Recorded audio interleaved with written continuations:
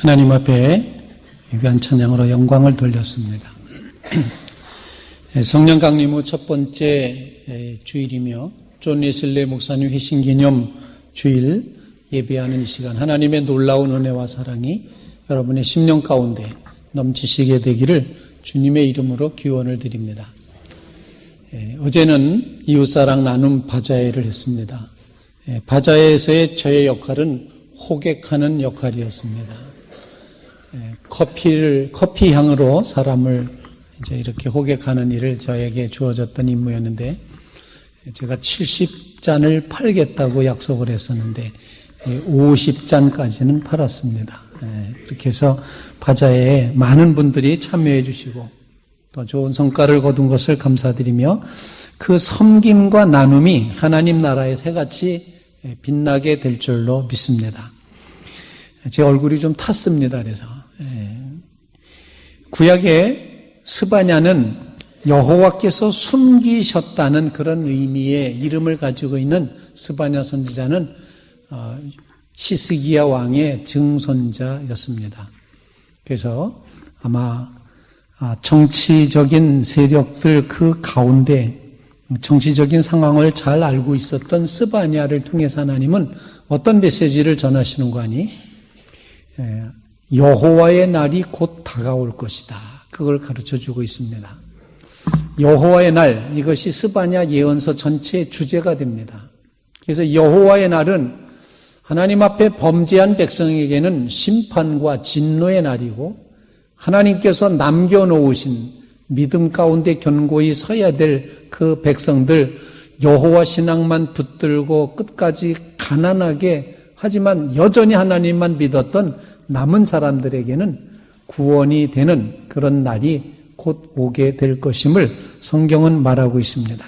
그래서 하나님께서는 그 남은 자들에게 너희 하나님 여호와가 너희 가운데 계시니 그는 구원을 베푸실 전능자시라.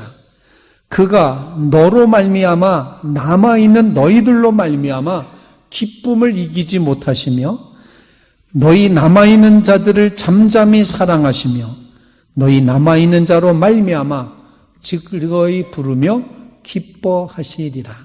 너희는 하나님의 기쁨이다. 이런 선언을 오늘 하고 있습니다. 바라기는 여러분 모두 하나님의 기쁨 되는 성도들 되시기를 주님의 이름으로 부탁을 드립니다. 보라, 이는 참으로 이스라엘 사람이로다. 그에게 간사한 것이 하나도 없다고 하는 오늘 본문 말씀처럼 좀 하나님 앞에 그렇게 인정받는 성도들이 되시기를 간절히 바랍니다. 특별히 이렇게 참된 이스라엘이라고 하는 표현은 참된 그리스도인이로다 라고 고쳐 읽어도 될 것 같습니다. 그에게는 간사한 것이 없다. 바로 이렇게 간사한 것이 없고 참으로 그리스도인의 삶을 살았던 존 웨슬리 목사님의 이야기를 오늘 같이 나누고 싶습니다. 성공의 사제로서 하나님의 말씀에 붙들려 살았던 존 웨슬리 목사님은 아주 규칙적인 신앙생활을 했습니다. 북미 조지아 주의 인디안 선교를 위해서 사바나라는 도시 항구에 가서 그곳에서 선교를 했지만, 인디안 선교를 열심히 했지만 결국에는 실패하고 실망하고 말았습니다. 배를 타고 가는 동안에도 풍랑이는 바닷속에서 다른 모라비안 교도들은 아주 정말 그 죽음의 위기 속에서도 평안한데 자신은 몹시도 불안해했던 것을 생각하면서 믿음 없음을 생각하게 되었습니다. 거기다가 선교까지 실패하고 영국으로 런던으로 돌아온 이 존 웨슬리 목사님은 우리식으로 표현하면은 코가 석자나 빠져 있었던, 축 처져 있었던 낙심, 낭망의 그런 시간들을 보내고 있던 중이었습니다. 1738년 지금으로부터 280년 전에 5월 24일 저녁 8시 45분경 런던의 한 거리, 올더스케이트 거리에 한 모라비안 집회를 참석했다가 그곳에서 들려졌던 마틴 루터의 로마서 주석 서문 의인은 믿음으로 말미암아 살리라 라는 말씀이 낭독될 때 존 웨슬리 마음 속에 이상하게 뜨거워졌습니다. 그리고 예수 그리스도를 믿는 그 믿음으로 내가 구원받았다고 하는 확신을 그가 고백하게 됩니다. 이것은 본인의 일기장에 다 기록이 되어 있는 그런 내용입니다. 그래서 확신이 생겼다. 내가 구원받았다라는 그런 확신이 생겼다는 것입니다. 이후로 존 웨슬리 목사님은 당시 타락했던 영국 사회를 변화시키게 됩니다. 그래서 명예혁명, 무열혁명을 일으켰다는 것입니다.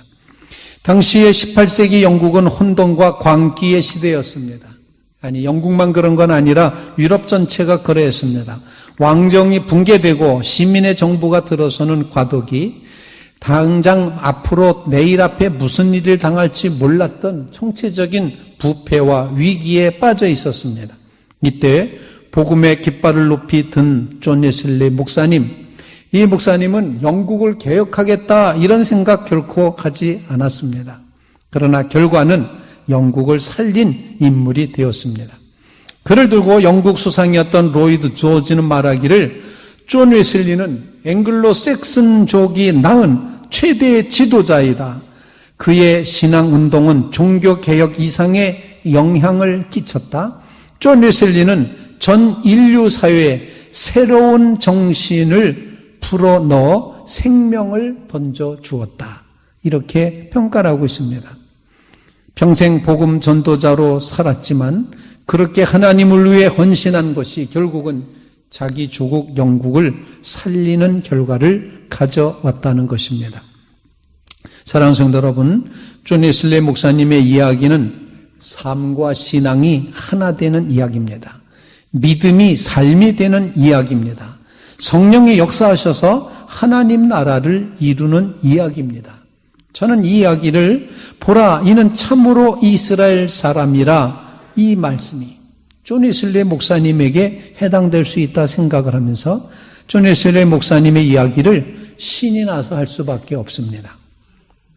우리의 믿음은 너무나도 관념적입니다. 믿지만 움직이지 않습니다. 믿지만 변하지 않습니다. 그러니 우리가 변하지 않으니 가정도 사회도 변화받지 않습니다. 믿긴 믿었는데 구원은 받았는데 거기서 끝이고 말았습니다. 우리가 죄사함을 받았는데 더 이상 거룩한 길로 나아가지 못하고 있다는 것입니다. 예수님이 사셨던 모습으로 살면서 우리의 삶과 신앙이 하나가 되어 영향력 있는 그리스도인으로 서야 되는데 믿음은 있는데 삶이 없다. 그래서 힘없는 나약한 그리스도인으로 살고 있습니다. 바로 이때 존 웨슬리 목사님의 삶을 바라다 보면서 목사님이 가지셨던 원칙, 규칙 이것을 생각하면서 우리도 흔들림 없는 신앙의 근간을 이루며 나가는 믿음의 성도들이 되시기를 바랍니다. 존 웨슬리 목사님이 항상 추구했던 것 세 가지 사실 함께 나누고자 합니다. 첫째는 단순성이라고 표현할 수가 있습니다. 주님의 제자는 단순해야 됩니다. 존 웨슬리 목사님이 첫째로 본인도 실천하며 애썼고 또 감리 교도들에게 요청했던 것이 단순해야 한다는 것입니다. 심플해야 된다 하는 것입니다. 단순한 게 능력이라는 것입니다. 생각도 단순, 말도 단순, 삶의 모습도 단순, 예수 그리스도를 믿는 믿음도 단순해야 된다는 것입니다. 하지만 우리가 살고 있는 세상은 너무도 복잡다단합니다. 그리고 어떤 의미에서는 복잡하다는 것을 은근히 자랑하기도 합니다. 간단하면 가볍게 여기고 우습게 봅니다. 그러나 여러분 그렇지 않습니다. 복잡할수록 비효율적입니다. 그러나 단순할수록 정말 힘이 있게 된다는 것입니다. 저는 그 예를 어디서 보는 거 아니 골리앗과 다윗의 모습 속에서 보게 됩니다. 여러분 골리앗 보시면 당시로서는 중무장한 첨단 기술 하이테크를 장착하고 있었던 골리앗에 반해서 다윗은 물맷돌이라고 하는 아주 단순함을 가지고 있었습니다. 그런데 결과는 우리가 아는 바대로 그 단순함이 하이테크를 물리치고 말았다는 것입니다. 존 웨슬리 목사님은 아주 단순한 삶을 살았습니다. 규칙적으로 살았습니다. 그래서 많은 일을 할 수 있었습니다. 엄청나게 많은 일 하셨는데 88년을 살면서 말을 타고 매년 2000km 이상 전도 여행을 다녔습니다. 일생 동안 400권 분량의 책을 썼고 4만 번의 이제 설교를 했습니다. 그가 이렇게 많은 일을 감당할 수 있었던 것은 하나님의 사역을 위해서 군더더기 쓸데없는 모든 것들을 다 잘라버렸기 때문이었습니다.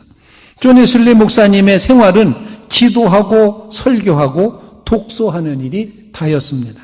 말을 타고 가면서도 기도하고 말을 타며 가서도 독서했고 말을 타고 가면서도 그는 글을 썼다고 되어 있습니다. 하루에 2시간 이상 기도하고 하루에 2차례 이상 설교하고 5시간 이상 독서하고 일기 썼습니다. 그것은 아주 단순했기 때문에 그런 일을 감당할 수 있었다는 것입니다. 이 단순함이 생활의 규칙이 되었습니다. 그래서 감리교도들은 단순해야 된다라고 주장하고 그것을 지키기 위해서 규칙주의자라고 이름이 불려져서 메소디스트라는 별명이 붙여졌다는 것입니다. 단순할 때만 가능하다는 것. 사실 우리는 신앙생활하면서 군더더기가 너무 많은 삶을 살고 있지 않은가 반성하게 됩니다. 오늘 스바냐는 이렇게 말합니다. 그때 내가 여러 백성의 입술을 깨끗하게 하여 그들이 다 여호와 이름을 부르며 한 가지로 나를 섬기게 하리니. 9절에 그렇게 말합니다. 아주 단순하게 오직 다 잊어버리고 오직 하나 단순하게 하나님만 섬기는 것. 군사를 빼고 오직 주님만 향하는 그 믿음의 모습을 보여주고 있습니다. 예수님께서 나다네엘을 보시면서 그 속에 간사한 것이 없다 말씀하신 것을 저는 이렇게 읽어도 좋을 것 같습니다. 나다네엘을 봤더니 복잡하지 않고 군더더기도 없고 군살도 없고 단순하고 순진하다. 이렇게 읽을 수 있다고 생각을 합니다. 사랑하는 성도 여러분, 단순함이 능력이 된다는 사실. 그래서 나다나엘은 아주 단순한 사람이었기 때문에 성경에 보면 메시아는 베들레헴에서 난다. 그때 나사렛에서 왔어? 그러면 나사렛 사람에서 뭐 선한 게 나겠어? 이렇게 말했지만 예수님을 만난 순간은 그가 단순했기 때문에 즉시로 당신은 하나님의 아들 이스라엘의 왕이십니다. 이렇게 고백할 수 있었습니다. 복잡하게 계산하지 않았습니다. 따지지 않았습니다. 단순함이 거룩함이었고 단순함이 능력이었습니다. 사랑하는 성도 여러분, 이 존 웨슬리 목사님이 가르쳐 주신 단순함의 원리를 붙드시게 되기를 주님의 이름으로 부탁을 드립니다. 두 번째로 신실함입니다. 신실함. 진실이라고도 할 수 있지만 진실에다 성실과 정직 이 모든 것을 다 합한 것이 신실함이다. 그렇게 표현할 수 있습니다.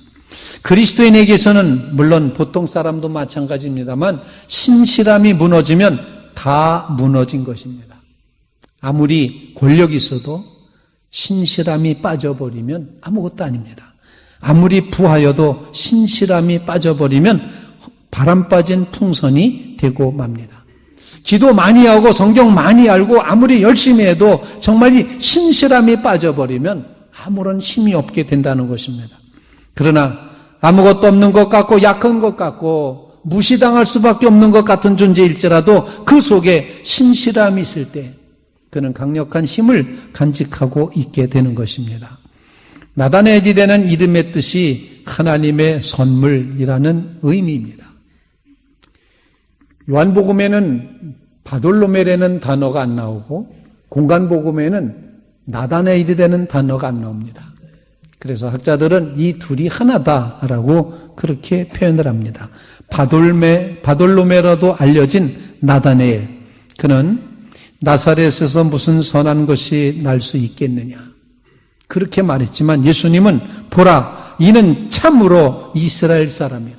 참으로. 이 참이라는 말 속에 신실하다는 의미가 담겨져 있습니다.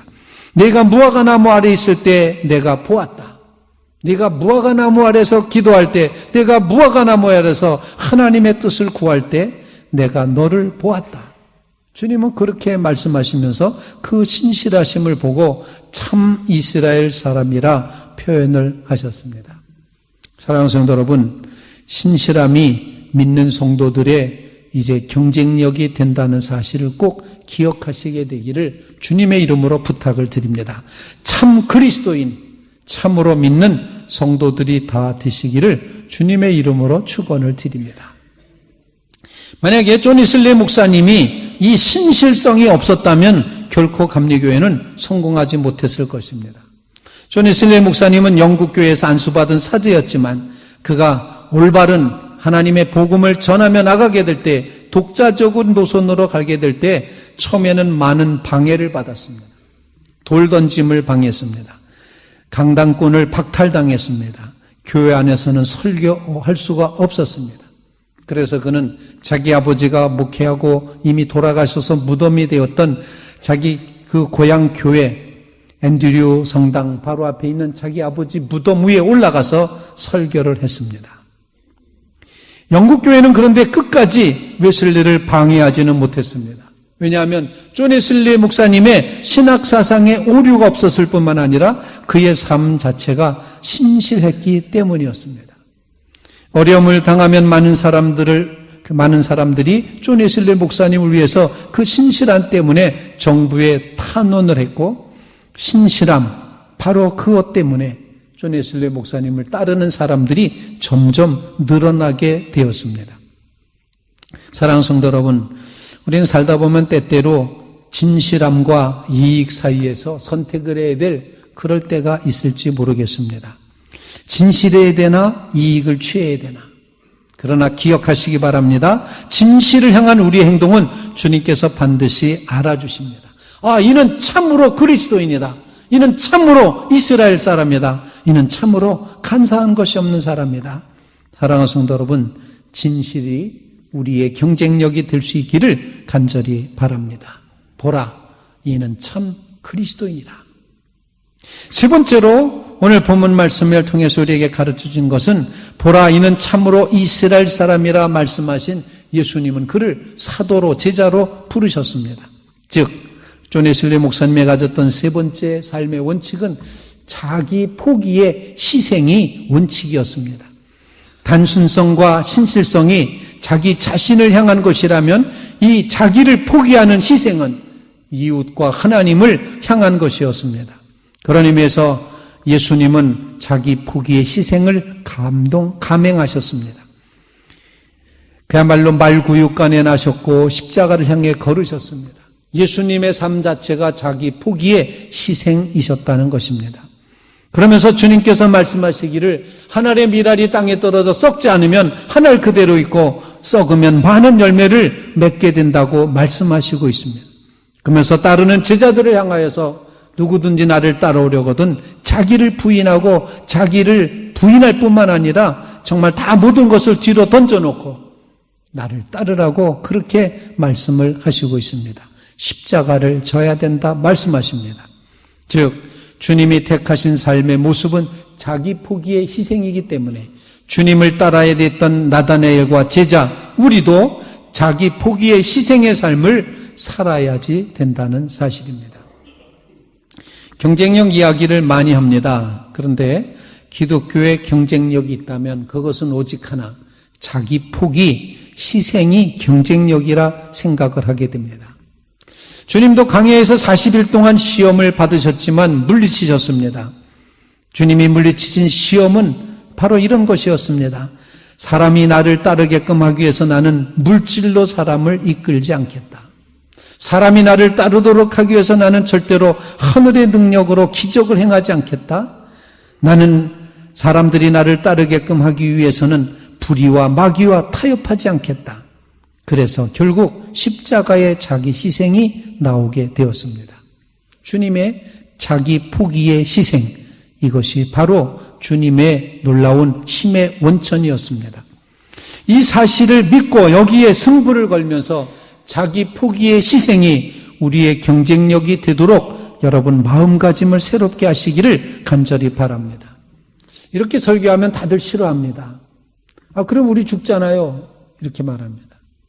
사랑하는 성도 여러분, 죽어야 됩니다. 우리가 죽지만 아주 죽지 않습니다. 우리는 결국 사는 사람이 됩니다. 그게 바로 부활신앙입니다. 예수님이 그것을 증명해 보이셨습니다. 죽는데 사는 것입니다. 역설의 종교입니다. 안 될 것 같지만 결국엔 됩니다. 바로 이것을 믿고 나가시기를 주님의 이름으로 부탁을 드립니다. 저는 주님께서 늘 주시는 음성이 있습니다. 남보다 더하는 것이 무엇이냐? 그런 질문을 주십니다. 사랑하는 사람끼리만 사랑하면, 인사하는 사람끼리만 인사하면 남보다 더하는 것이 무엇이냐? 그건 이방인들도 그렇게 하지 않냐? 바리새인도 그건 하지 않느냐? 남보다 더하는 것이 무엇이냐? 너희는 나의 제자라고 하는데 내 제자인 너희는 남보다 더하는 것이 무엇이냐? 이 질문을 들을 때마다 제 마음속에 제 심령이 무너집니다. 그러면서 다시금 주님의 십자가 앞에 나가게끔 된다는 것입니다. 존 웨슬리 목사님은 자기 포기 희생의 십자가를 붙들었습니다. 19세기 영국이 너무나도 부패한 사회였습니다. 거리마다 닭싸움과 소싸움으로 도박이 극심했고 극장마다 쾌락이 판쳤고 사회 전체가 도박장이었고 한때는 폭도들이 런던 전체를 장악하기도 했었습니다. 사람들은 나란히 포악해져 갔습니다. 음주의 폐해는 전쟁보다도 심했다고 되어 있습니다. 국교나 비국교를 막론하고 영적으로 깜깜한 세상이었습니다. 이때 존 웨슬리 목사님과 홀리클럽의 사람들이 불쌍한 사람들을 찾아갑니다. 자기를 포기합니다. 교도소를 방문해서 위로하고 전도했습니다. 노예와 하인들을 찾아다니며 위로해주고 예배를 드려주었습니다. 영국에서의 노예 제도를 폐지하기에는 윌리엄 윌버퍼스와 존 웨슬리 목사님이 동시대에 같은 믿음으로 활동을 했습니다. 자기들이 가지고 있는 것을 내놓는 것은 물론이고 시간과 몸으로 섬겼습니다. 이 일이 이례적이 아니라 정기적으로 규칙적으로 했습니다. 그래서 규칙쟁이들 메소디스트라는 별명을 얻게 된 것입니다. 억지로 하지 않았습니다. 먹지도 자지도 않으면서 하나님의 이 거룩한 일을 해나갔습니다. 그랬을 때 차츰 반대하던 사람들이 설교를 듣기 위해 몰려오기 시작을 하고 설교를 들은 사람들이 회개하기 시작을 했고 사회가 변화되었습니다. 웨슬리 목사님이 그래서 영국 전체를 변화시켜 되었다는 것입니다. 돌 던지던 사람들이 이제는 따르는 사람들이 되었습니다. 그래서 영국 사람들은 존 웨슬리 목사님을 영국을 구한 사람으로 역사에 기록을 하고 있는 것입니다. 존 웨슬리 목사님의 힘, 경쟁력, 그것은 바로 자기 포기의 희생이었습니다. 자기 포기의 희생, 이것으로 이 시대에 참으로 경건한 그리스도인, 참으로 간사한 것이 없는 믿음의 성도들, 정말 힘있게 나가는 주의 성도들 다 되시기를 주님의 이름으로 축원을 드립니다. 여러분, 군살 빼시기 바랍니다. 군살 얘기하면 저도 자신이 없습니다만 군더더기를 제거해 나가야 됩니다. 여러분 모두 신실하시기를 바랍니다. 여러분 모두 자기 포기의 이 희생으로 나가시기를 바랍니다. 그때 하나님께서 너희 하나님 여호와가 너희 가운데 계시니 그는 구원을 베푸실 전능자이시라. 그가 너로 말미암아 기쁨을 이기지 못하시며 너를 잠잠히 사랑하시며 너로 말미암아 즐거이 부르며 기뻐하시리라. 이 어지럽고 거짓이 판치는 세상에서 구원받은 사랑하는 성도 여러분, 이 구원의 감격을 가지고 기독자의 완전 거룩한 삶, 성화의 삶을 향하여 출발해가는 믿음의 성도들 다 되시기를 주님의 이름으로 축원을 드립니다.